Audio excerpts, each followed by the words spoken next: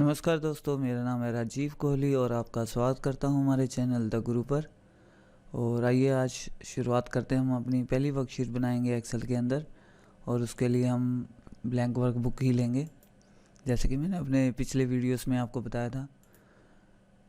और ये अगर देखा जाए तो एक्सेल का मेरा चौथा वीडियो है। वैसे जो फर्स्ट वीडियो था वो माइक्रोसॉफ्ट ऑफिस रिबन के बारे में था, जो कि एक कॉमन फीचर है माइक्रोसॉफ्ट ऑफिस के अंदर जितनी भी एप्लीकेशंस आती हैं। उसके बाद जो सेकंड वीडियो था वो एक्सेल के यूज़र इंटरफेस का था, और थर्ड वीडियो तो जो था वो पेज लेआउट के बारे में था, जिसका कि ध्यान आपने काम शुरू करने से पहले रखना होता है। और आज हम जो है अपनी पहली एक्सेल की वर्कशीट बनाएंगे और इसमें मैं आपको डिटेल मार्क्स बनाना बताऊंगा, जिसमें हम थोड़े से फार्मूले भी लगाएंगे एक्सेल के। और जैसे कि मैंने पिछले वीडियो में बताया था कि पेपर का साइज़ जो है वो आपने पहले ध्यान रखना है। तो शुरुआत करने से पहले ही मैं पेज लेआउट में जाकर साइज़ वाले ड्रॉप डाउन बटन दबाता हूँ। और हालांकि ये ऑलरेडी A4 ही सेट है और मुझे A4 ही चाहिए, लेकिन फिर भी मैं इस पर एक बार क्लिक करूँगा, ताकि जैसे कि मैंने पिछले वीडियो में बताया था कि ताकि आपको ये डॉटेड लाइन्स नज़र आ जाएँ, जिससे आपको पेज की डिमेंशन का पता चल जाए कि आपने इतने एरिया के अंदर ही काम करना है। अगर आपने यहाँ पे काम किया तो ये सेकंड पेज शुरू हो जाएगा। और आज हम जो डिटेल मार्क्स बनाएंगे उसमें डिटेल मार्क्स बनाने के साथ साथ मैं आपको थोड़ी सी जो बेसिक कमांड है एक्सेल की वो भी साथ में करवाऊँगा। तो आइए शुरू करते हैं। तो सबसे पहले हम यहाँ पे लेंगे रोल नंबर, और उसके बाद टैब से आपने सेकंड कॉलम में मूव करना है बजाय कि एरो की इसके। ये मेरे ख्याल से थोड़ा ज़्यादा आसान रहेगा कि आप टैब की का इस्तेमाल करें बजाय कि राइट या लेफ़्ट एरो का इस्तेमाल करने के एक से दूसरे कॉलम में जाने के लिए। तो जैसे कि ये मैंने अभी सेकंड हेडिंग लिखी है हमारे स्टूडेंट नेम, जो कि 2 कॉलम में जा रही है। हालांकि ये है तो B1 को सेल के अंदर ही लिखा हुआ है। ये देखिए ऊपर आपको फार्मूला बार में भी ये दिखा रहा है जो भी वैल्यू मैंने इस सेल के अंदर लिखी हुई है। तो अभी जैसे मैंने लिखा है, तो अभी इसका जो कॉलम का साइज़ है वो हम जो है साथ साथ ही एडजस्ट करते रहेंगे सभी कॉलम का साइज़। तो कॉलम का साइज़ एडजस्ट करने के लिए आपने B और C के बीच में जो ये बॉर्डर लगा हुआ है यहाँ पे अपनी माउस लेके आनी है और इसको होल्ड डाउन करके आप जो है साइज़ जो है कॉलम का छोटा या बड़ा कर सकते हैं। जैसे कि मैंने आपको पिछले वीडियो में आपने बताया था कि डिफ़ॉल्ट विड्थ जो होती है कॉलम की वो 8.43 होती है। आपकी बाकी मर्ज़ी है कि आप जितना भी कॉलम का साइज़ रखना चाहें वो रख सकते हैं। इसके बाद हम सब्जेक्ट ऐड कर लेते हैं इसमें, English, Punjabi, history, political science, physical education, total, percentage और रिज़ल्ट। तो सबसे पहले मैं रोल नंबर लिखता हूँ और इसके बाद हम नाम लिखते हैं, और यहाँ पे मैं जो है नंबर लिख देता हूँ जो भी अपनी तरफ से मैं इसके नंबर लिखना चाहता हूँ।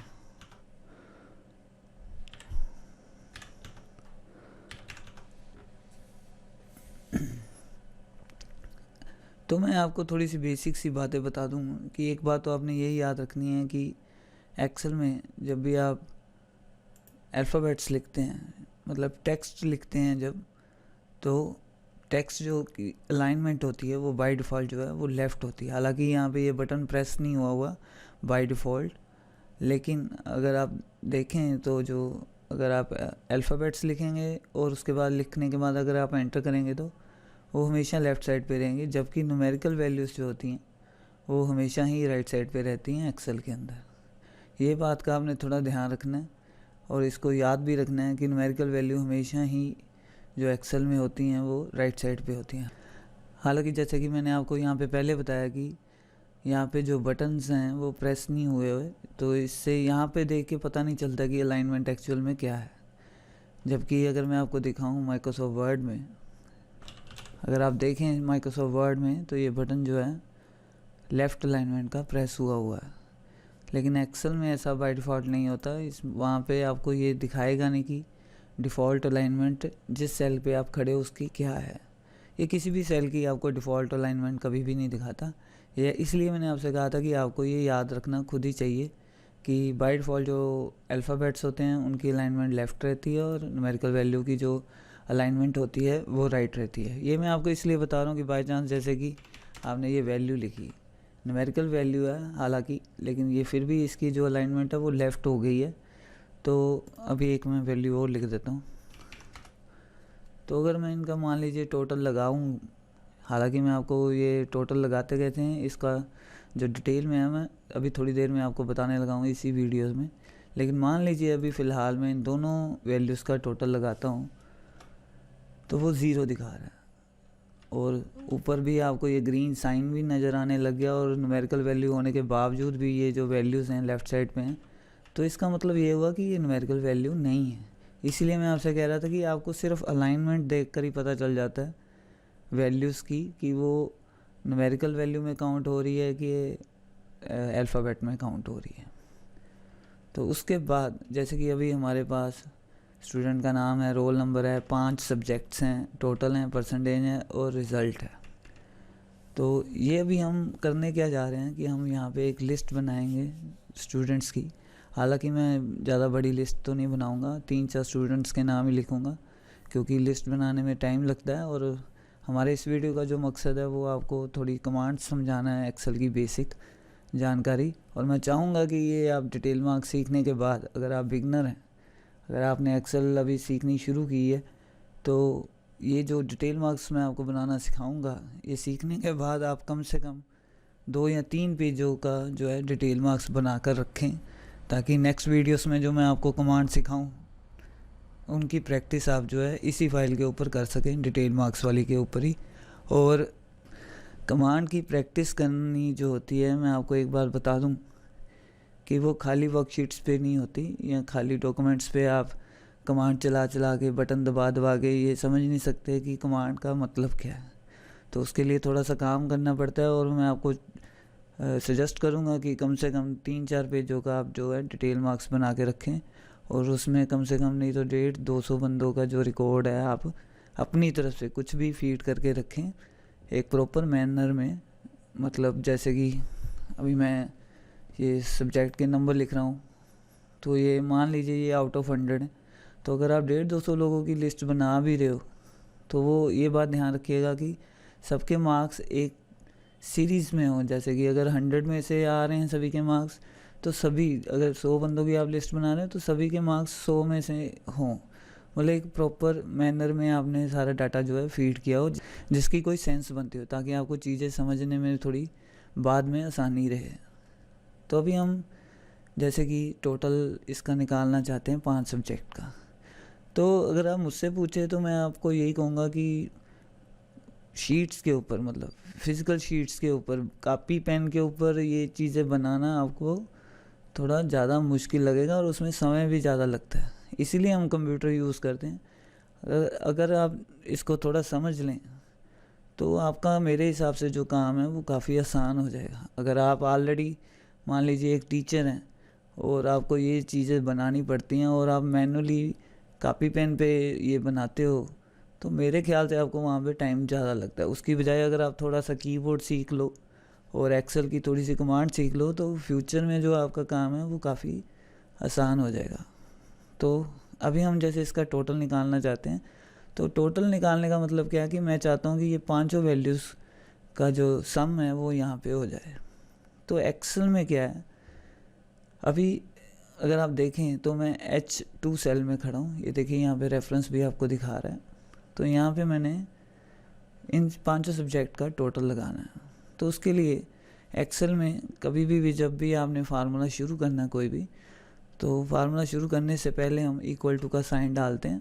तो इससे हम इंडिकेट कर रहे हैं कि हम अब जो लिखने जा रहे हैं वो एक तरह का कोई फार्मूला होगा, कोई सिंपल ही वैल्यू नहीं है जो हम सीधा ही फीड करना चाहते हैं। अभी जो मैं लिखूँगा वो एक्सेल उसको एक फार्मूले की तरह ज्यूम करना शुरू कर देगा, और जब आप एंटर करोगे उसके बाद वो वेरीफाई भी करेगा कि क्या ये फार्मूला एक्सेल की लैंग्वेज के हिसाब से ठीक है कि नहीं है। तो अभी जैसे मैं इन 5 सब्जेक्ट का टोटल करना चाहता हूँ, तो वैसे मैं अगर चाहूँ तो मैं ऐसे लिख सकता हूँ 78 प्लस 80 प्लस 82 प्लस 92 प्लस 84, और ये मैंने एंटर किया लिखने के बाद, तो ये इसका टोटल आ गया 416। हालांकि अगर एक मैं आपको बात बता दूँ जो पिछले वीडियो में मैंने आपको नहीं बताई थी, उसका कारण था कि जैसे कि मैंने आपको बताया था ये फार्मूला बार। तो फार्मूला बार का मतलब क्या होता है कि यहाँ पे सेल के अंदर आपको वैल्यू दिखाएगा और फार्मूला बार में आपको वो फार्मूला लगाएगा जो उस सेल में आपने लगा रखा है। अब ये देखिए जैसे 84 लिखा हुआ, तो ये सिंपल एक वैल्यू लिखी हुई है, तो यहाँ पे भी आपको 84 नज़र आएगा और ऊपर भी। लेकिन अगर आप यहाँ पे क्लिक करें तो यहाँ पे आपको जो फार्मूला लगाया आपने उसका रिज़ल्ट आपको यहाँ पे नज़र आएगा और फार्मूला आपको यहाँ पे नज़र आएगा। तो एक्सेल में अगर आप इस ढंग से कोई भी कैलकुलेशन करोगे, हालांकि ये आंसर जो है बिल्कुल ठीक है, 416 जो है, इन पांचों का अगर टोटल आप कैलकुलेटर पर भी लगाएं तो यही टोटल आएगा। ये फार्मूला लगाने का जो तरीका है वो गलत है। हम एक्सेल में फार्मूले जो हैं, एक्सेल में जो फार्मूलास होते हैं हम वो वैल्यू लिख कर नहीं लगाते। देखिए अगर आप इस तरह से अगर आप टोटल लगाते हो किसी चीज़ का, तो उसके क्या क्या नुकसान हैं वो मैं आपको बता देता हूँ। सबसे पहला नुकसान तो ये है कि अगर आपने ये 5 सब्जेक्ट की वैल्यू यहाँ पे लिखी है, तो फार्मूला लगाते वक्त आपको वो सारी की सारी वैल्यूज़ जो हैं दोबारा लिखनी पड़ रही हैं। इससे होगा क्या कि अगर मान लीजिए लिस्ट जो है 50 स्टूडेंट्स की है, तो 50 स्टूडेंट के नंबर तो आप इधर लिखेंगे ही हर सब्जेक्ट के नीचे। उसके बाद टोटल निकालने के लिए आपको दोबारा से हर स्टूडेंट के जो है फार्मूला के अंदर नंबर दोबारा लिखने पड़ेंगे। तो इससे आपका जो काम है वो आसान होने की बजाय और लंबा हो जाएगा। दूसरी बात ये है कि हर स्टूडेंट के जो मार्क्स होंगे वो डिफरेंट होंगे। तो इसका मतलब तो ये श्योर ही होगा कि अगर 50 स्टूडेंट की लिस्ट है तो 50 बार नंबर आपको यहाँ पे लिखने पड़ेंगे और 50 बार आपको यहाँ पे भी लिखने पड़ेंगे, जिससे कि आपका काम जो है डबल हो गया एक तरह का। दूसरी बात ये है कि मान लीजिए अगर आपने बाद में इंग्लिश में सबको जो है ग्रेस मार्क्स मिल गए 5-5, तो आपने यहाँ पे तो वैल्यू चेंज करके एंटर कर दिया, लेकिन अगर आप टोटल देखें तो टोटल चेंज नहीं हुआ, क्योंकि वहाँ पे अभी भी 70-80 लिखा हुआ है। अब यहाँ पे आप क्लिक करेंगे, इसको इरेज करेंगे और वैल्यू चेंज करेंगे तो आपका जो आंसर है वो अपडेट होगा। तो अगर 50 बंदों को आपने ग्रेस मार्क्स दे दिए बच्चों को इंग्लिश में से 5-5, तो इधर तो आप चेंज करेंगे ही करेंगे, उधर से बाद में आपको जो है टोटल में जाके भी वो सारी वैल्यूज़ जो हैं चेंज करनी पड़ेंगी। तो इसीलिए हम एक्सेल में जब फार्मूलास लगाते हैं तो उसमें जो है मोस्टली हम कभी भी वैल्यूज़ नहीं फार्मूला के अंदर लिखते। तो इसको मैं अभी डिलीट कर देता हूँ। तो फिर सही ढंग क्या है, जो फार्मूला लिखने का जो ढंग होता है एक्सेल में, वो क्या होता है कि शुरू तो हम फार्मूला जो है इक्वल टू का साइन से ही हमेशा शुरू करते हैं। अब इसमें क्या है कि अब मैं वैल्यूज़ नहीं लिखूँगा फार्मूले में टोटल लगाने के लिए। तो अगर मैं 1 मिनट इसको डिलीट करता हूँ, जब आप मतलब किसी सेल की वैल्यू डिलीट करना चाहें, ये बात याद रखें कि मान लीजिए आपने यहाँ पे कुछ भी 2-4 चीज़ें लिख दी हैं। अभी आपने डिसाइड किया कि आपने अभी इस सेल में कुछ भी नहीं लिखना है और इसको कैंसिल करना है, तो बजाय कि आप बैक स्पेस करके डिलीट करें, तो उसकी बजाय आप एस्केप की दबा सकते हैं, जिससे कि जो भी उस सेल के अंदर लिखा हुआ है वो डिलीट हो जाएगा। मतलब वो जो आपने चेंजेस किए हैं वो कंटेंट, जैसे मान लीजिए मैं राजीव लिख कर एंटर करता हूँ यहाँ पे, और इसके बाद मैं जो है इसको चेंज करता हूँ। अब चेंज करते करते मैंने डिसाइड किया कि नहीं, जो राजीव था वही रहना चाहिए। तो एस्केप की क्या करती है कि जो आप रीसेंट कंटेंट लिख रहे हो उसको कैंसिल कर देगी और जो पुरानी वैल्यू है वही वापस आ जाएगी।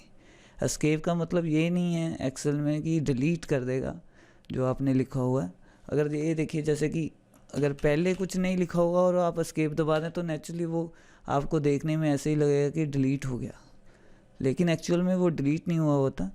वो जो प्रीवियस कंटेंट है वो आपको वही दिखाने लग जाता है और जो आप अपडेट कर रहे थे उसको कैंसिल कर देता है। उसके बाद जैसे कि मैं आपको बता रहा था कि हम फार्मूला में वैल्यूज़ नहीं लिखते एक्सेल के अंदर। अभी हमने किसका प्लस करना है, इन 5 सेल्स की वैल्यू का प्लस करना चाहते हैं यहाँ पे छठे सेल में। तो अभी ये जो वैल्यू है 83, ये कौन से कॉलम में लिखी हुई है अगर आप देखें तो ये सी कॉलम में लिखी हुई है, और कौन सी रो पे लिखी हुई है, 2 नंबर रो पे। तो अगर आप जिस सेल पे मैं अभी खड़ा हूँ, अगर उस सेल की रेफरेंस देखें अगर नेम बॉक्स में, तो वो आपको क्या दिखा रहा है, C2, और इस सेल की रेफरेंस क्या है, D2, और इसी तरह E2, F2 और G2, और हम टोटल कहाँ पे लगाना चाहते हैं, S2 पे। तो एक्सेल में हम फार्मूला कैसे लगाते हैं, इक्वल टू, ये अभी सिर्फ एक छोटी सी बात है जो बेसिक सी फार्मूलाज के बारे में मैं आपको वो बता रहा हूँ। जब आगे जाके हम फंक्शंस यूज़ करेंगे, फिर हमको थोड़ी सी और बातों का भी ध्यान रखना पड़ता है। ये तो एक सिंपल सा सम का फार्मूला है जो मैं लगाने जा रहा हूँ, वो भी एक्चुअल में मैं सम का फंक्शन नहीं यूज़ कर रहा, मैं सिंपल वे से इन 5 सब्जेक्ट का जो है टोटल निकालूंगा यहाँ पे। तो इक्वल टू का साइन डाला हमने फार्मूला शुरू करने के लिए। अब मैं 83 लिखने की बजाय क्या करता हूँ कि मैं एक्सेल को बोलता हूँ कि C2 जो सेल है उसको उठा ले और प्लस कर दे इसको किसके साथ, D2 सेल की वैल्यू के साथ। तो अब एक्सेल को मैंने वैल्यूज़ फिक्स करने की बजाय 83 + 80 लिखने की बजाय मैंने उसे बोला कि C2 प्लस कर दे D2 के साथ। तो वो क्या करेगा कि जाकर देखेगा कि C2 सेल के अंदर जो है वो क्या वैल्यू लिखी हुई है, वो फिर उसको प्लस कर देगा D2 के सेल की वैल्यू के साथ। इसी तरह मैं आगे कर देता हूँ E2 + F2 + G2। H2 पे तो हम खड़े ही हैं, तो अब मैं एंटर करूँगा तो ये H2 पे इसने 5 सब्जेक्ट का जो है प्लस करके आपको दिखा दिया। पर अगर देखा जाए तो ये तो फार्मूला थोड़ा ज़्यादा मुश्किल हो गया पहले वाले के हिसाब से, जिसमें मैंने लिखा था इक्वल टू 83 + 80 + 82 + 92 + 84। उसकी बजाय तो यही याद रखना ज़्यादा मुश्किल आपको लग रहा होगा कि ये क्या लिख रहे हैं हम, C2 + G2। तो ये कुछ भी नहीं, ये तो हमने सिर्फ सेल की जो है रेफरेंस लिखी हैं कि इन सेल्स के अंदर जो वैल्यू लिखी है उनको प्लस करें। तो इसका बेनिफिट क्या होता है, और ये सही तरीका भी है अगर आप मुझसे पूछें तो मैं आपको हमेशा यही कहूँगा कि जब भी आप फार्मूला लगाएं एक्सेल में, वैल्यूज़ को यूज़ करने की बजाय रेफरेंसेस यूज़ कीजिए सेल की, और यही सही तरीका भी है। तो अभी इसका फ़ायदा क्या है कि अगर इधर आकर मैं किसी भी सेल में 5 में से किसी भी सेल की अगर वैल्यू चेंज करूं, तो उधर के आपका जो है फार्मूला के अंदर जो आंसर आ रहा है वो साथ साथ अपडेट हो जाएगा, क्योंकि एक्सेल बार बार हमेशा चेक करता रहेगा कि D2 की वैल्यू क्या है, या E2 की वैल्यू क्या है, या C2 की वैल्यू क्या है। ये देखिए, जैसे अभी मैं इसकी वैल्यू चेंज करता हूँ और जैसे ही मैं एंटर करूँगा, क्योंकि ये H2 जो है डिपेंड कर रहा है इन 5 सेल की वैल्यू के ऊपर, तो जैसे ही मैंने इन 5 में से किसी भी सेल की वैल्यू अपडेट करूँगा तो उधर जो है एक्सेल साथ साथ जो है आपका आंसर अपडेट कर देगा। तो ये एक फ़ायदा है सेल की रेफरेंस यूज़ करने का फार्मूलाज के अंदर। अभी ये इसका एक और फ़ायदा भी है जो इसके आगे मैं आपको बताने वाला हूँ। उससे पहले आइए हम परसेंटेज निकालते हैं। तो अभी मान लीजिए कि ये जो आप मैंने नंबर लिखे हैं 80, 95, 82, ये आउट ऑफ 100 है।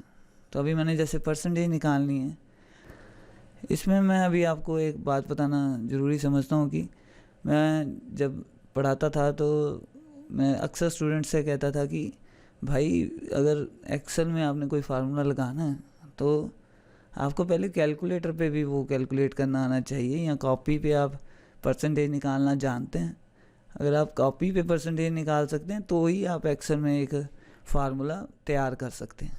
तो पहले आपको लॉजिकली इम्प्रेशन जो है किसी भी फार्मूले का समझना पड़ता है कि आपको चाहिए क्या। उसके बाद आप एक्सेल में जो है फार्मूला जो है अपनी मर्ज़ी से डेवलप कर लेते हैं फंक्शंस को यूज़ करके।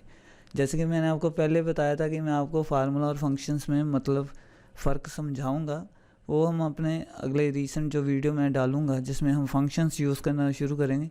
हो सकता है मैं अभी आपको थोड़ी सी और जानकारी दूं फार्मूला और फंक्शंस के बारे में, क्योंकि अभी हम इसके बाद रिज़ल्ट का एक जो है फार्मूला तैयार करेंगे, उसमें एक फंक्शन यूज़ होगा, तो तब मैं आपको थोड़ी जानकारी दूंगा इसके बारे में। तो अभी हम अगर परसेंटेज इस पर निकालना चाहते हैं तो उसके लिए हम क्या लगाएंगे, परसेंटेज का क्या फार्मूला होता है कि जितने भी नंबर आए हैं डिवाइडेड बाय जितने में से आए हैं मल्टीप्लाई बाय 100, या जितने नंबर आए हैं मल्टीप्लाई बाय 100 डिवाइडेड बाय जितने में से आए हैं। जैसे मर्जी आप कर लें, जैसे भी आपको आसान लगता है तरीका। तो अभी इक्वल टू का साइन तो हम डालेंगे ही डालेंगे फार्मूला शुरू करने से पहले। तो अभी हमारे कितने नंबर आए, तो बच्चे मोस्टली क्या करते हैं कि जब परसेंटेज निकालनी होती है तो क्या करते हैं 433 डिवाइडेड बाय, मान लीजिए 500 में से आए हैं, 100 जो है हर सब्जेक्ट का जो है टोटल मार्क्स है, मल्टीप्लाई बाय 100। मल्टीप्लाई के लिए आपने एस्ट्रिक का साइन यूज़ करना है। ये दो तरफ लगा होता है आपके कीबोर्ड पे, एक तो आप शिफ्ट दबा के 8 नंबर की यूज़ कर सकते हैं अल्फ़ाबेट्स के ऊपर जो लगी हुई है, या फिर आप नमलोक से जो है नमलोक वाले की पैड न्यूमेरिकल पैड की तरफ से भी जो है एस्ट्रिक का साइन यूज़ कर सकते हैं। अभी मैं एंटर करूँगा तो ये यहाँ पे परसेंटेज निकाल के आपको दिखा देगा 86.6%। जैसे कि मैंने पहले आपको टोटल निकाल के दिखाया था जब मैंने लगाया था इक्वल टू 80 + 95, उसी तरह से मैंने ये परसेंटेज निकाली।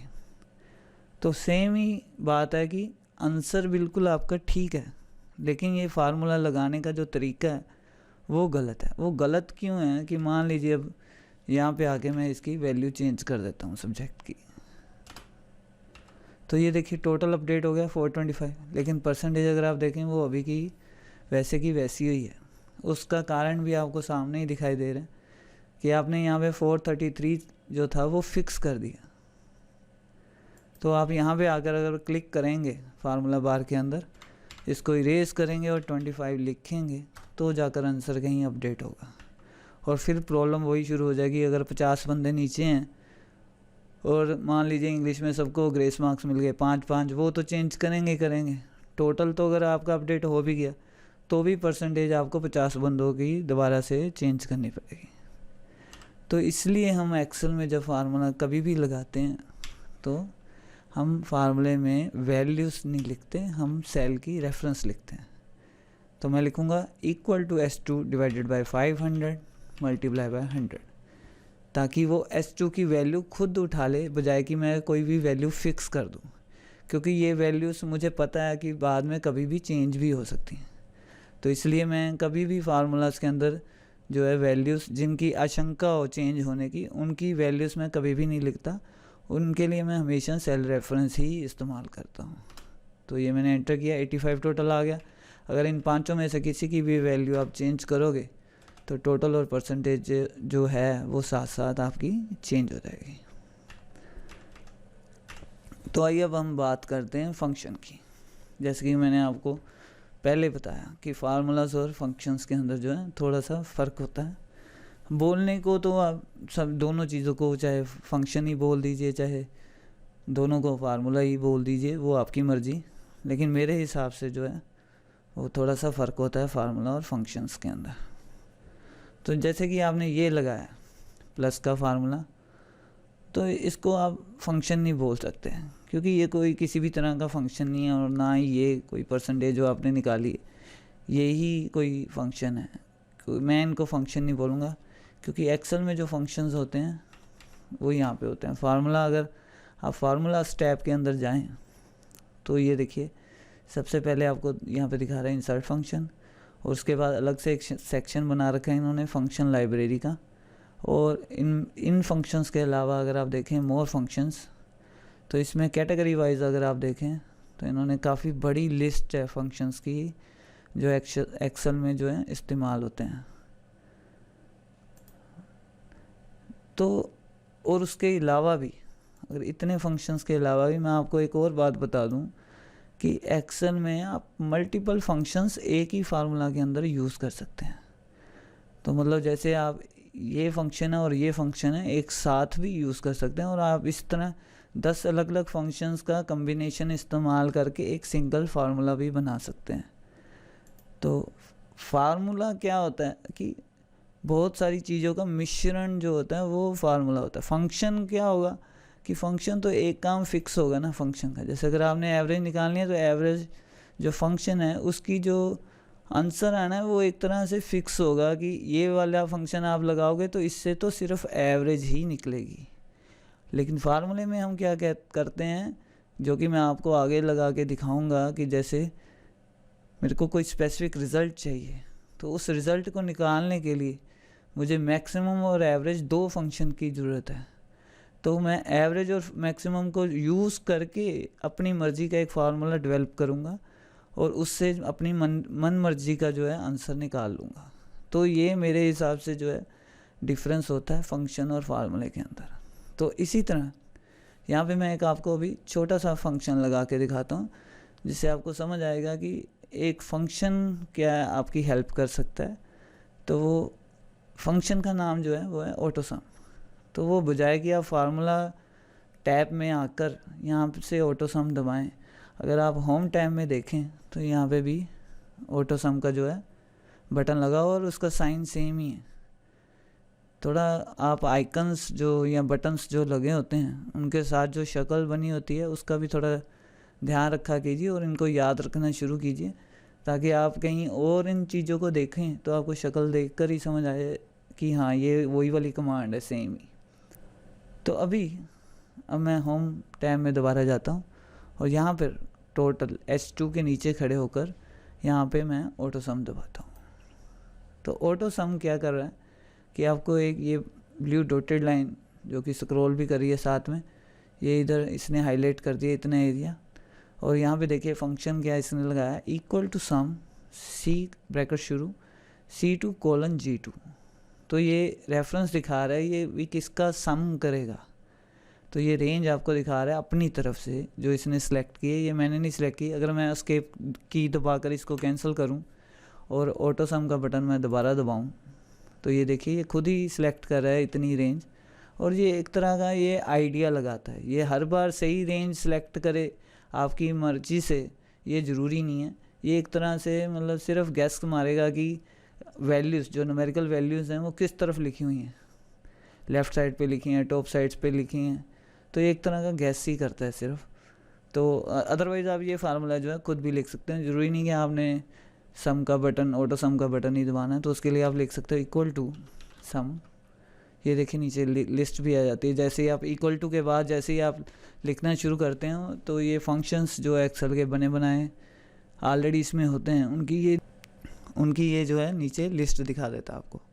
तो मैं यहाँ पे लिख रहा हूँ इक्वल टू सम ब्रैकेट शुरू, मेरे ख्याल से इसको पैरेंथेसिस वाली ब्रैकेट बोलते हैं, ये काफ़ी कॉम्प्लिकेटेड से नाम है, इसलिए मैं तो अपना शुद्ध हिंदी में जो भी हम इंडियंस बोलते हैं ब्रैकेट्स तो मैं वैसे ही बोल रहा हूँ। इक्वल टू सम ब्रैकेट शुरू और आपकी जो रेंज है वो क्या है C2 से शुरू हो रही है, कोलन का साइन शिफ्ट दबाकर G2 तक और गोल ब्रैकेट जो है आपकी क्लोज कर देंगे। तो जो सम का जो फार्मूला है या फंक्शन आप है जो वो मेरे हिसाब से बहुत ही अच्छा है, बजाय कि आप जो है टोटल पहले तरीके से लगाएं जैसे कि मैं लगा रहा था इक्वल टू 80 + 95 या इक्वल टू C2 + D2। उसकी बजाय अगर आप सम को देखें तो ये तो आपका हमेशा ही बहुत ही टाइम बचाएगा जब आपने बहुत ढेर सारी वैल्यूज़ को प्लस करना है।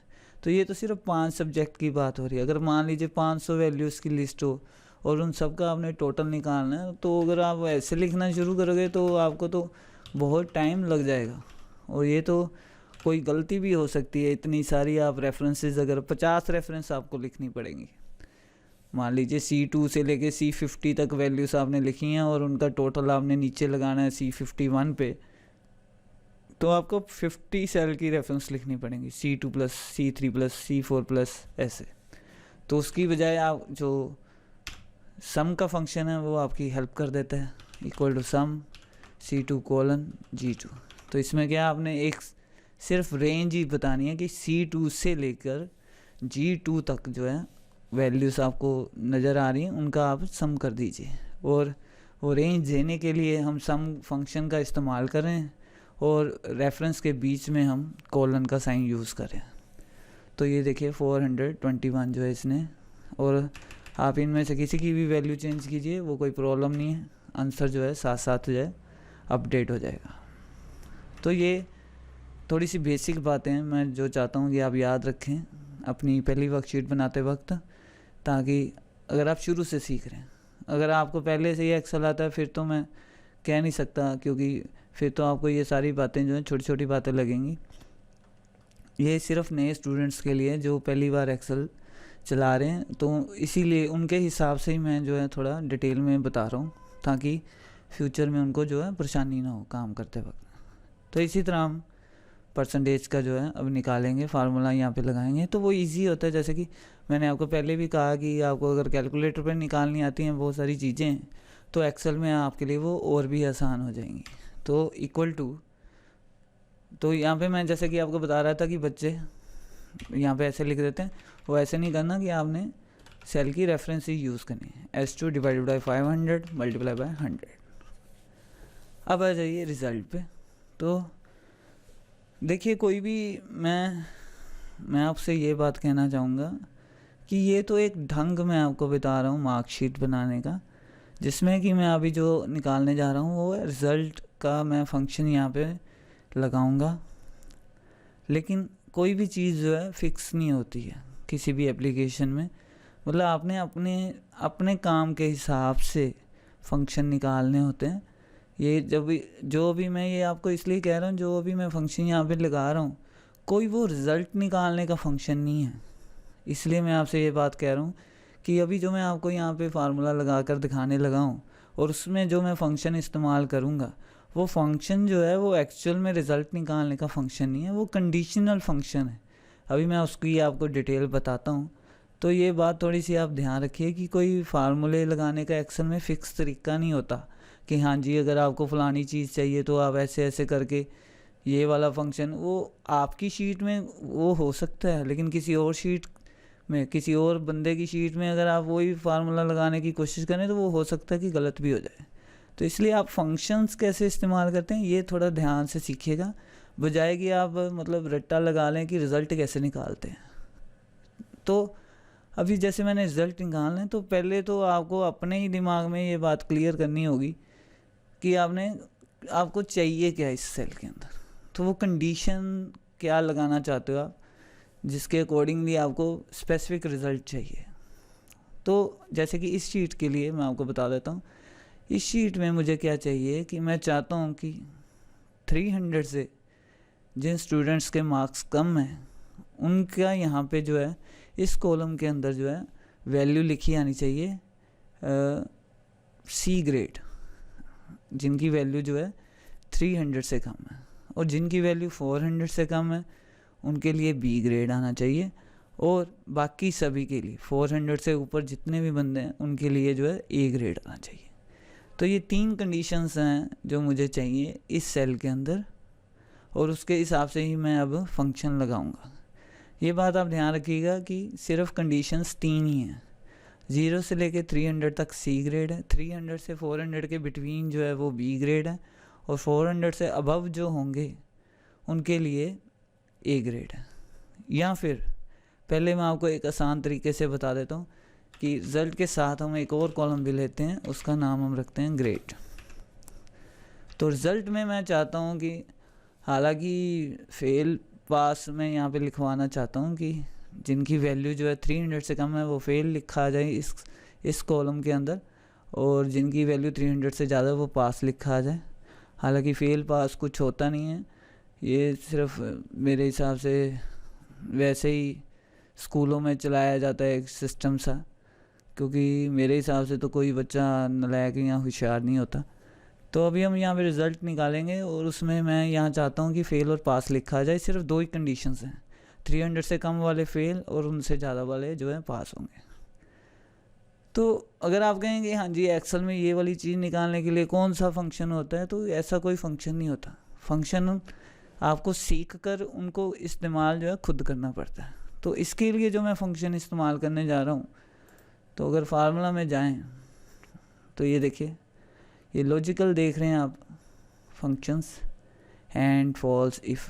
तो ये इफ़ जो फंक्शन है मैं इस्तेमाल करता हूँ रिज़ल्ट निकालने के लिए या ग्रेड निकालने के लिए। तो ये मैंने 2 इसलिए ले लिए कि पहले मैं आपको रिज़ल्ट निकाल के दिखाता हूँ जिसमें सिर्फ 2 कंडीशन यूज़ होंगी, और ग्रेड में 3 यूज़ होंगे, इसलिए ये थोड़ा आपको कॉम्प्लिकेटेड लगेगा। इसलिए मैंने आपको 2 कंडीशन वाला जो है पहले बताता हूँ फंक्शन इफ़ के साथ कैसे निकालेंगे आप ये वाली वैल्यू। तो वो निकालने के लिए तो मैं लिखा इक्वल टू इफ़ ब्रैकेट शुरू। तो क्या हमारी कंडीशन क्या थी कि जिनका जो टोटल है वो 300 से कम है वो इस सेल में जो है फेल लिखा आ जाए, या बिलो एवरेज हम लिख देते हैं, और अदरवाइज पास लिखा आ जाए। तो अब मैं यहाँ पे ये नहीं लिखूँगा कि 416 लेस देन 300, ये तो कोई मतलब ही नहीं बनता इस बात का। तो मैं यहाँ पे क्या लिखूँगा, equal to if S2 cell की वैल्यू लेस देन है 300, कोमा इन्वर्टेड कोमा बिगिन, तो क्या हो, तो मैं यहाँ चाहता हूँ कि यहाँ पे बिलो एवरेज लिखा जाए। Okay, equal to if S2 cell की वैल्यू अगर 300 से कम है तो यहाँ पे इस सेल के अंदर J2 के अंदर क्या लिखाना चाहिए, बिलो एवरेज लिखाना चाहिए, या कुछ और आप करवाना चाहते हो। मैं सिर्फ लिखवाना चाहता हूँ कुछ कि यहाँ पे बिलो एवरेज या पास लिखा जाए, तो इसलिए मैं यहाँ पे लिख रहा हूँ कि अगर S2 की वैल्यू 300 से कम है तो बिलो एवरेज लिखा जाए। और ये बात आपने ध्यान रखनी है कि अगर आप इफ़ फंक्शन इस्तेमाल कर रहे हैं और कंडीशन लगाने के बाद जो आपको फर्स्ट आंसर चाहिए वो अगर आप कुछ लिखवाना चाहते हैं अल्फ़ाबेट्स के अंदर, तो वो हमेशा इन्वर्टेड कोमास के अंदर रखते हैं। मतलब कहने का ये है कि तो आपने उसको मतलब ऐसे, सॉरी ये अभी एरर क्यों आया था ये भी मैं आपको बताता हूँ। तो आपने मतलब अगर कुछ लिखवाना तो वो बिना इन्वर्टेड कोमास के नहीं लिखना, इसका कोई मतलब नहीं बनेगा। एक्सेल इसको मतलब एक पैरामीटर समझने की कोशिश करेगा और बिलो एवरेज जैसी कोई चीज़ होती नहीं है एक्सेल में, तो इसलिए आपको यहाँ पे जो है इन्वर्टेड कोमास जो हैं डालने पड़ेंगे। ये मैं शुरू से आपको दिखाता हूँ ताकि आप कंफ्यूज ना हो जाए। इक्वल टू इफ़ S2 की वैल्यू लेस देन है 300, comma inverted comma begin, below average लिखा आ जाए, सॉरी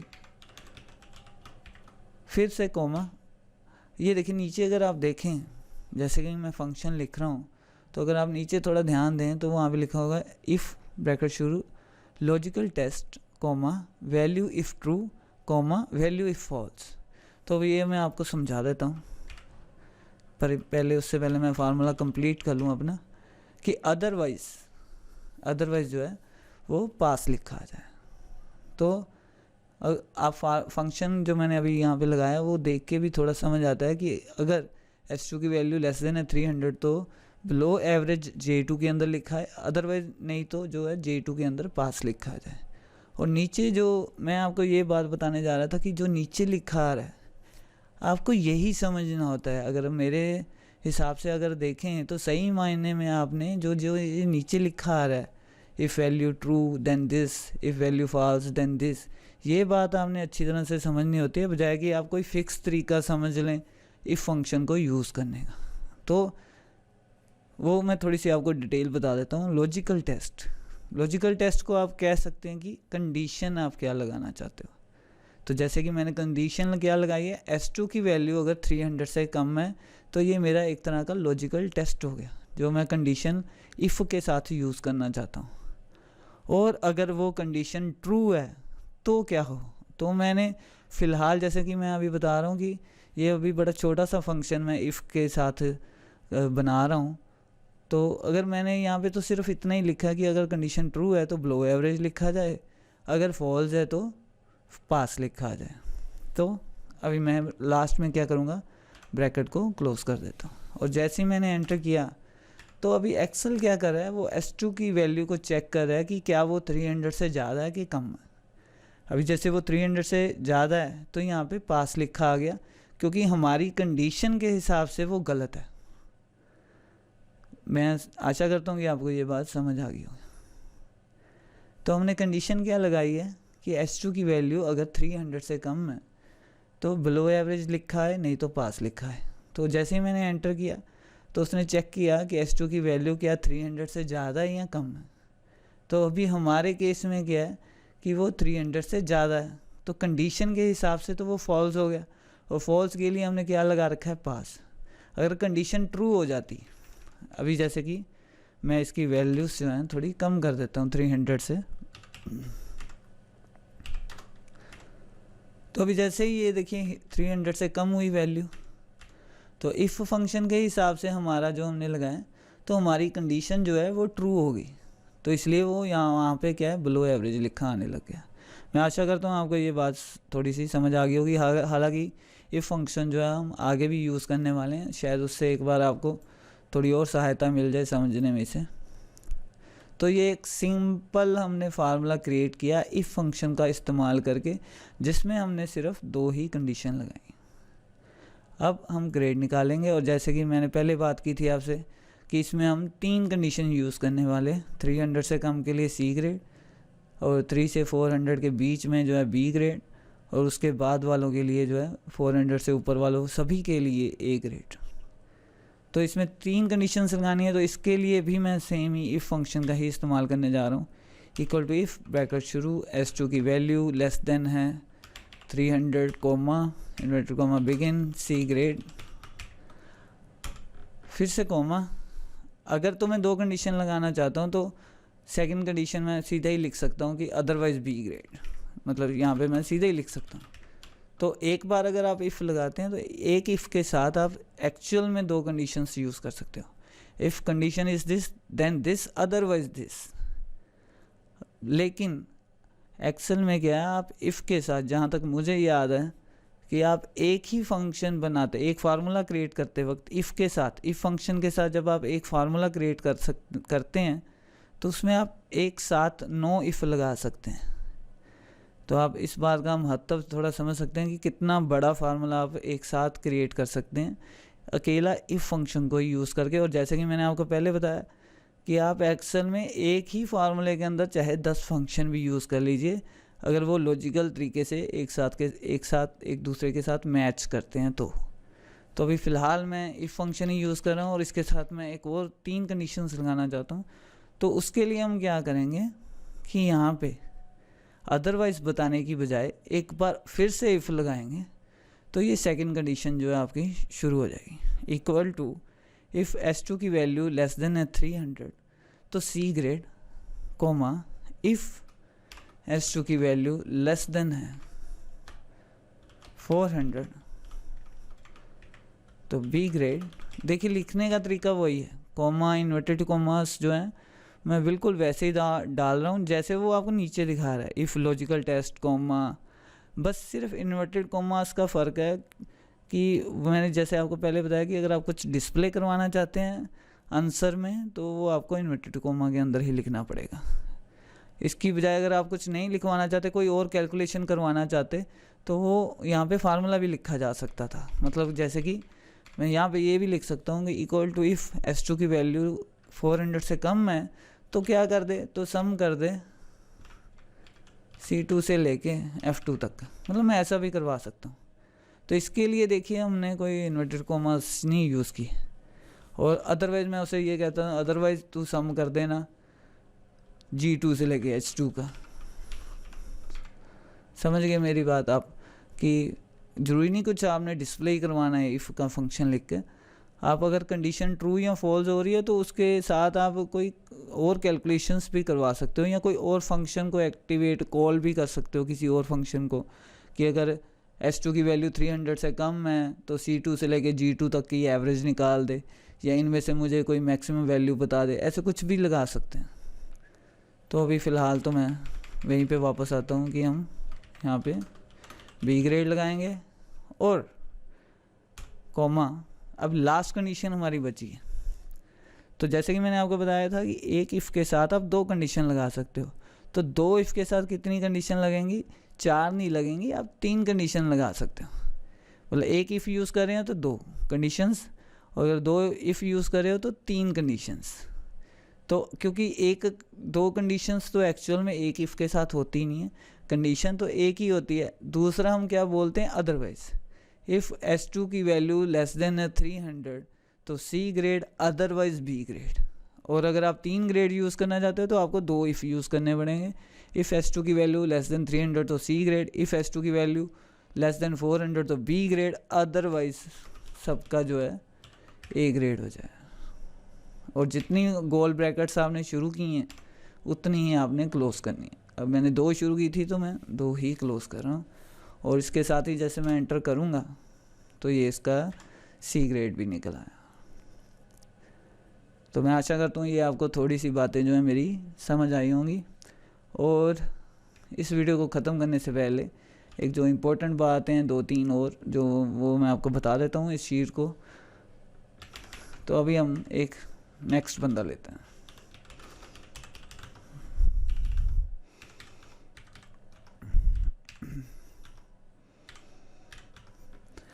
अभी देखिए मैंने यहाँ पे जो है सेकंड बंदा जो है इसका जो है टोटल भी निकालना है, परसेंटेज भी, रिज़ल्ट भी और ग्रेड भी। तो जैसे कि मैंने आपको लेसन शुरू करने से पहले ही बताया था कि मैनुअली कॉपियों पे ये डिटेल मार्क्स बनाने के बजाय एक्सेल में बनाना थोड़ा ज़्यादा आसान रहता है अगर आपको थोड़ा कीबोर्ड की प्रैक्टिस हो जाए चलाने की। तो मेरे हिसाब से आपको लगेगा कि आपका काम जो है कंप्यूटर पे वो जल्दी हो रहा है।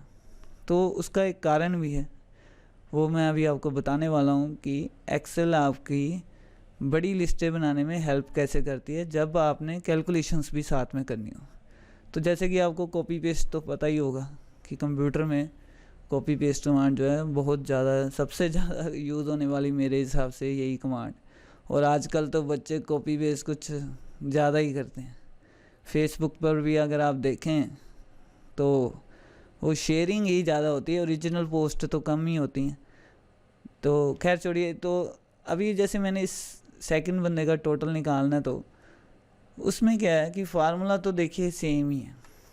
अगर आप ऊपर वाला फार्मूला देखें तो इसमें क्या लिखा हमने, सम निकाल दे किसका, C2 से लेकर G2 तक की वैल्यूज़ का।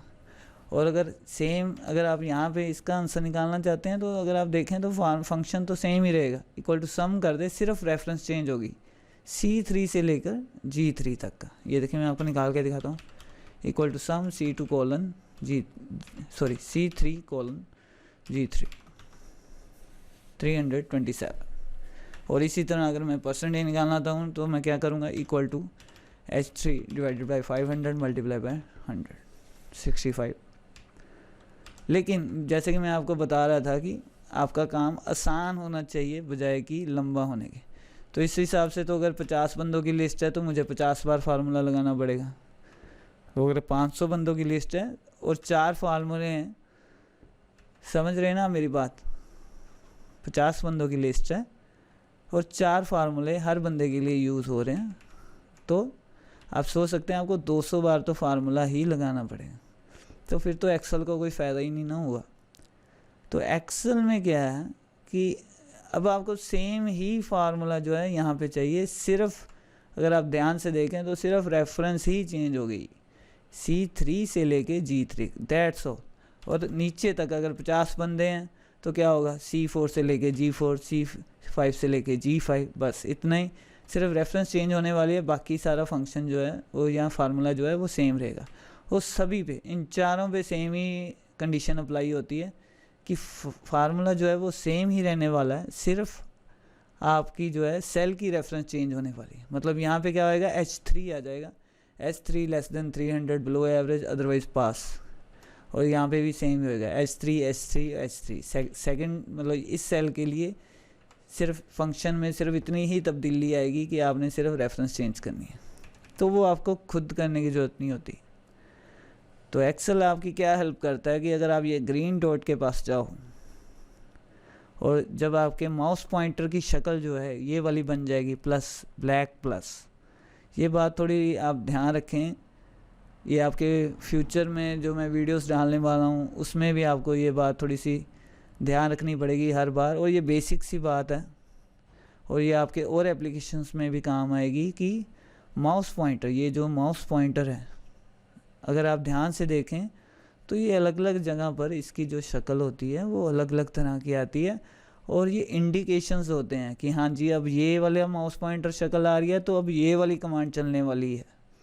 तो इसी तरह अगर आप एक्सेल में ग्रीन डॉट के पास अपने माउस पॉइंटर को लेकर आओ तो ये ब्लैक प्लस में चेंज हो जाता है, और इसको आपने होल्ड डाउन कर लेना, लेफ़्ट क्लिक जो है आपने दबाए रखना है, और जैसे ही आप इसको नीचे ड्रैग करोगे तो ये देखिए इसने क्या किया, इसने फार्मूला जो है कॉपी तो कर ही दिया पर साथ में जो है ऑटोमेटिकली उसकी जो है रेफरेंसेस जो है चेंज कर दी।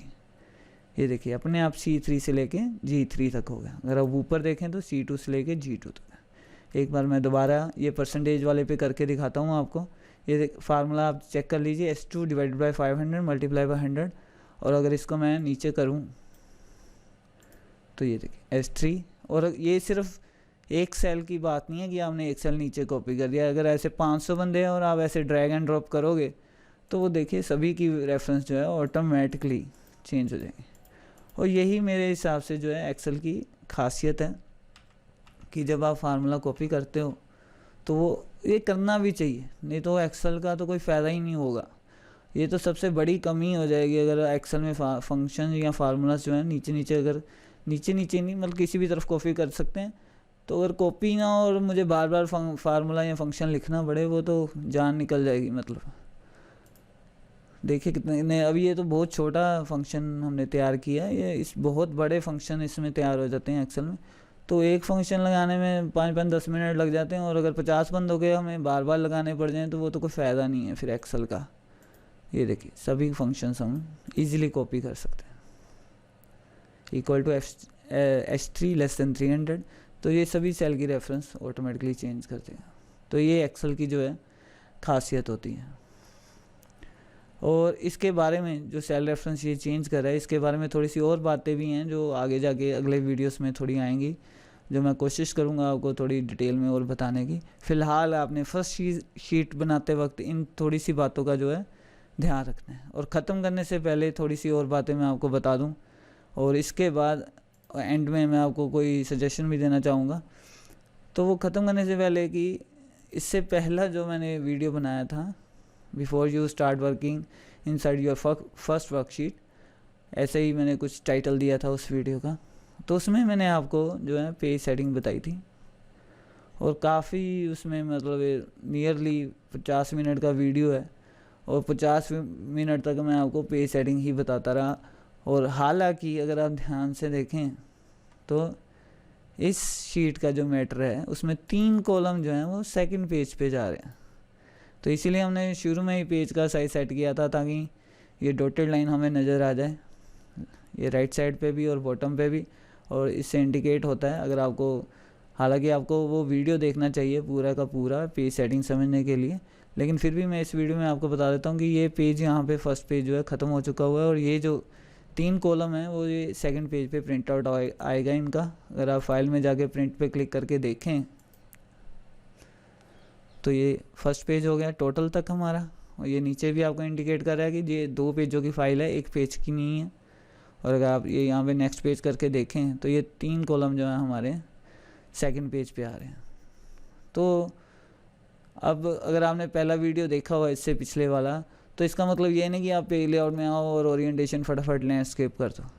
इतनी छोटी सी बातों के लिए आपने ओरिएंटेशन नहीं चेंज कर देनी। आप अगर ध्यान से देखें तो ऑफिस वगैरह में ज़्यादातर जो प्रिंट आउट निकले होते हैं वो पोर्ट्रेट में ही होंगे, और आप अपनी एक आधी फाइल का प्रिंट आउट लैंडस्केप में लगा दें, निकाल लें, और बाद में उसकी फाइलिंग करनी हो तो 50 पेज पोर्ट्रेट में लगे हुए हैं फाइल के अंदर, सिर्फ आपका ही 1 पेज होगा जो लैंडस्केप में लगा होगा।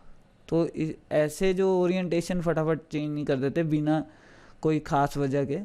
तो अभी हमने ये 3 कॉलम सेट करने हैं, तो ये कोई बड़ी बात नहीं है, इतनी सी जगह एडजस्ट करनी है एक शीट पे। अगर आप ध्यान से देखें, फाइल में जाके प्रिंट पे क्लिक करें तो ये देखिए इधर लेफ़्ट पे आपने मतलब इतनी जगह बाय डिफ़ॉल्ट एक्सेल ने छोड़ी हुई है, टॉप से भी है और राइट से भी है। तो हमें फ़िलहाल तो लेफ़्ट राइट का ही ध्यान रखेंगे, क्योंकि हमारा जो मैटर है वो राइट साइड से पूरा नहीं आ रहा, ऊपर नीचे से तो अभी हमें कुछ लेना देना ही नहीं है, अभी तो शीट बहुत खाली पड़ी है। तो राइट साइड से मतलब हम चाहते हैं कि थोड़ी जगह बढ़ जाए, और वो जो 3 कॉलम बाहर जा रहे हैं सेकंड पेज पे, ये तीनों के तीनों कॉलम जो है फर्स्ट पेज पे ही पूरे आ जाएं, ताकि हमारी ये एक शीट जो है प्रॉपर बन जाए। तो उसके लिए सबसे पहले तो ये देखिए मैं होम टैब पे वापस आ जाता हूँ। ये जैसे कि मैंने शुरू में आपको बताया था कि बाय डिफ़ॉल्ट जो है अल्फ़ाबेट लेफ़्ट पे रहते हैं और न्यूमेरिकल वैल्यू राइट पे रहती हैं, और ये अच्छी बात नहीं है कि आपकी हेडिंग जो है लेफ़्ट साइड पे जा रही है और आपके जो वैल्यूज़ हैं उसके नीचे लिखी हुई वो राइट पे। या तो उसको भी राइट पे कर लो हेडिंग को, या सभी को लेफ़्ट पे कर दो, या सेंटर में रख लो, पर एक तरह की अलाइनमेंट रखें। तो मैं इसको फ़िलहाल जो है लेफ़्ट पे रखता हूँ, और अभी मैं इस कॉलम का साइज़ जो है इतना छोटा कर सकता हूँ यहाँ तक। और मुझे पता है कि अगर मैं 50 बंदे भी लिखूँ तो इस सीरीज़ के हिसाब से वो 4 अक्षरों की ही जगह घेरेंगे। इसका मतलब ये हुआ कि अगर 50 बंदों की लिस्ट बनाई भी तो बाद में मुझे कॉलम का साइज़ जो है बड़ा नहीं करना पड़ेगा, अनलेस जो है रोल नंबर जो है इतने इतने बड़े नहीं आ जाते। इतने अक्षर मैं तो इजीली यहाँ पे जो है लिख सकता हूँ। तो इसलिए मैं इस कॉलम का साइज़ इतना ही रखूँगा। स्टूडेंट नेम कोई बाद में बड़ा भी आ सकता है, तो इसलिए फ़िलहाल मैं इस कॉलम का साइज़ इतना ही रखता हूँ। और ये सब्जेक्ट का जो है कॉलम के साइजेस जो है मैं वो छोटे इजीली कर सकता हूँ। तो इसलिए मैं आपको बता रहा था कि ये ना हो कि आप मतलब भाग ही जाएं सीधे ही पेज ओरिएंटेशन चेंज करने में। तो उससे पहले आप जो एडजस्टमेंट्स कर सकते हैं वो आपको ज़रूर करनी चाहिए मेरे हिसाब से। तो ये थोड़ा आंसर जो है इसका थोड़ा बड़ा है, हालांकि हेडिंग तो छोटी है। तो यहाँ तक। तो अभी भी हमारे जो हैं 2 कॉलम जो हैं पूरे नहीं आ रहे हैं, तो उसके लिए हम अभी भी मैं कोई ओरिएंटेशन नहीं चेंज करने वाला। अभी मैं आपको एक छोटी सी बात बताता हूँ जो मैं पिछले वीडियो में भी बताई थी कि हम पेज सेटअप में जाएंगे, मार्जिन्स में जाएंगे, कस्टम मार्जिन में जाते हैं, और यहाँ पे जो राइट और लेफ़्ट से इसने ब्लैंक जगह जो छोड़ी हुई है 0.77 इंच की, तो उसको मैं 0.25 इंचेस या 0.2 इंचेस कर देता हूँ दोनों तरफ से। और अभी मैं ओके करता हूँ तो ये देखिए, अगर आप प्रीव्यू देखें तो फ़र्क सिर्फ इतना ही पड़ा है कि जो ब्लैंक स्पेस दोनों तरफ से छोड़ी हुई थी वो थोड़ी कम हो गई है और आपका जो मैटर है वो पूरा आ चुका हुआ। हालांकि इसको सेट करने के और भी बहुत तरीके थे, वो तो जैसे जैसे मैं आपको कमांड्स आपको सिखाता जाऊंगा वो आप खुद डिसाइड करेंगे कि अभी इसको एडजस्ट करने के लिए हम कौन सी चीज़ चलाएं। ये कोई स्पेसिफिक वे नहीं है कि आप मार्जिन ही चेंज करेंगे लेफ़्ट राइट का या ओरिएंटेशन चेंज करेंगे, वो तो काम के हिसाब से है। हो सकता है आपको ओरिएंटेशन ही चेंज करनी पड़े, हो सकता है आपको पेपर का साइज चेंज करना पड़े, हो सकता है आपको मार्जिन कम या ज़्यादा करने पड़े, या आपको अक्षरों का साइज़ तक छोटा या बड़ा करना पड़ सकता है। वो काम पे डिपेंड करता है, वो आप खुद सोचेंगे। यही मेरा जो मकसद है सिखाने का वो यही है कि आप कमांड्स को अच्छी तरह से समझ लें, ताकि किस सिचुएशन पर कौन सी कमांड इस्तेमाल करके आप अपना काम निकालते हैं वो आपके ऊपर ही होगा। अगर आपको मैं तरीके बताने लग जाऊँ वो तो एक फ़िक्स लकीर के फ़कीर वाली बात हो जाएगी। तो इसलिए मैं कोशिश यही करता हूँ कि आपको कमांड्स के जो हैं बेसिक समझा दूँ, ताकि आप ज़रूरत पड़ने पर कोई भी कमांड कहीं पे भी यूज़ कर सकें। तो आज के लिए इस वीडियो के लिए मैं आपको इतना ही बताऊँगा। इसमें अब इसी शीट को मैं अगली बार जब आऊँगा अगले वीडियो के साथ, तो इस शीट में मैं काफ़ी सारे रिकॉर्ड भर के लाऊँगा और वही काम आपने भी करना है।